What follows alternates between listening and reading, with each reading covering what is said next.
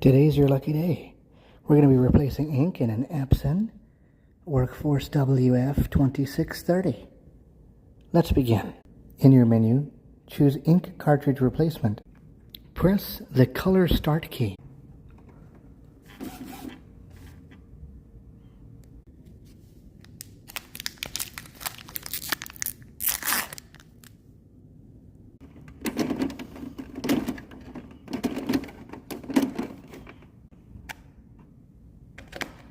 Remove the tab that is located on the ink cartridge.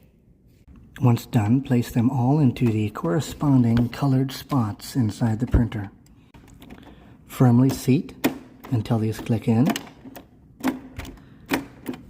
Press the Color Start button